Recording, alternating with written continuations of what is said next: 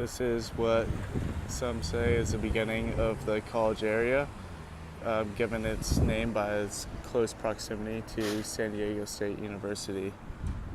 The neighborhood began development in the 1930s, with much more coming post-World War II.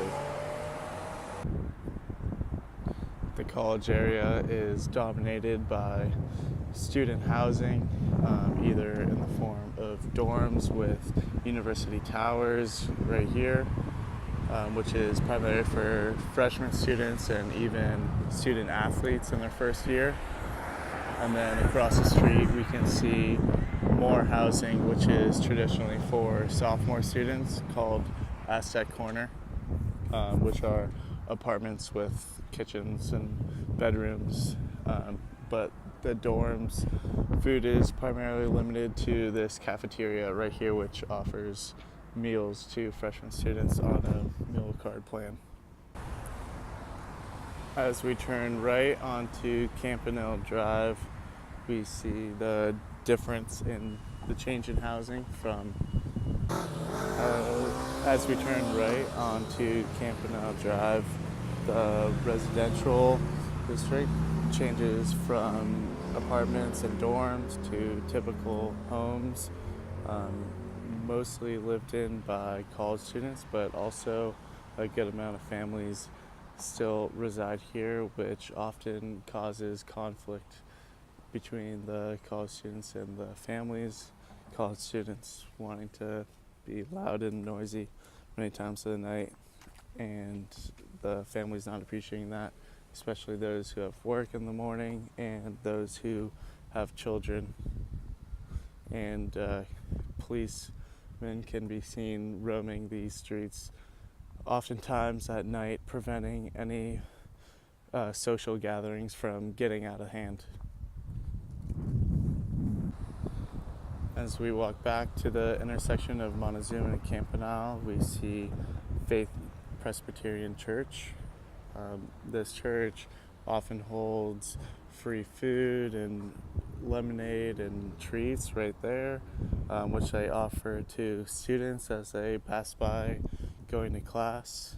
And this church also has a middle school and a preschool attached to it, which is very busy during the day, and many kids are running around.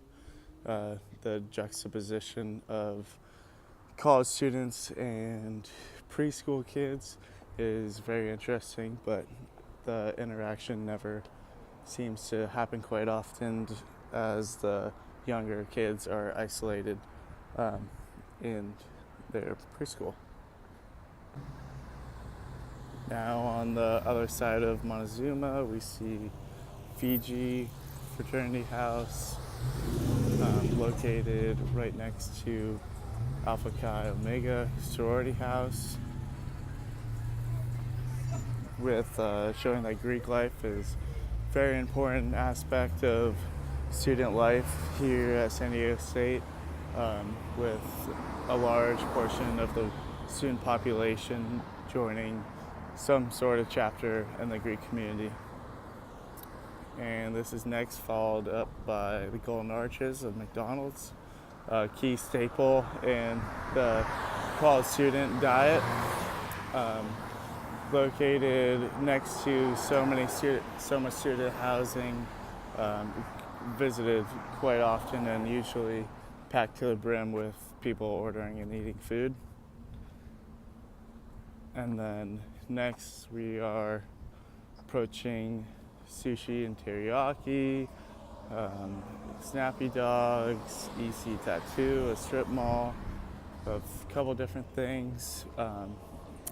However, strip mall does not seem to do as well as one might expect, with the close proximity to the college campus, with Snappy Dogs recently going out of business and not many foot traffic or car traffic occurring in this area, even though there are very prized lots right here in the strip mall. EC Tattoo, which offers $10 tattoos on Friday the 13th. Now on College Avenue, we have Arco gas station, Trujillo's, which is open very late at night for students on the weekends. We have a lot of food places, Wings and Things, Everbowl, Boogie 1.5, all commercial, located underneath the South Campus Plaza dorms. A very new, newly constructed within the past year or two, and the store's filling in. Starbucks, and then Trader Joe's, which is the main grocery store for students in the college area, with some more fast food, Jack in the Box, 7-Eleven, and then you can see San Diego State University in the distance.